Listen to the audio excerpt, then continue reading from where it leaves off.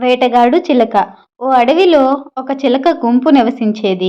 ఇది గమనించిన ఒక బోయవాడు ఓ రోజు ఉదయాన్నే వచ్చి చాలా చిలకల్ని పట్టుకున్నాడు. ఆహా! ఇంత అందంగా ఉన్నాయి ఈ చిలకలు. వీటిని పట్టణంలో మంచి ధరకు అమ్మవచ్చు. వీటికి కొన్ని చిన్న చిన్న మాటలు నేర్పితే ఇంకా ఎక్కువ ధరకు అమ్మవచ్చు అని అనుకుంటూ ఆనందంగా ఇంటికి వెళ్ళాడు. అతడు పట్టిన చిలకలో కుశలబుద్ధి అనే ఒక చిలక ఉంది. అది చాలా తెలివైనది. ఎలాగైనా ఆ బోయవాడి నుండి తప్పించుకోవాలనుకుంది. బోయవాడు చిలకను తన ఇంటికి తీసుకెళ్ళి ఒక్కో చిలకను ఒక్కో పంజరంలో బంధించి వాటికి ఆహారం, నీళ్లు పెట్టాడు. తప్పించుకోవడానికి అప్పటికే ఒక ఉపాయం ఆలోచించిన కుశలబుద్ధి నీటిని కానీ, ఆహారాన్ని కానీ ముట్టుకోక ఏదో రోగం వచ్చినట్టు పంజరంలో పడి ఉంది.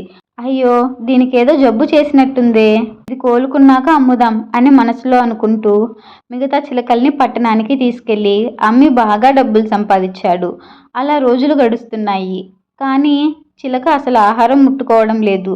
దీంతో అది బక్కచిక్కిపోయింది.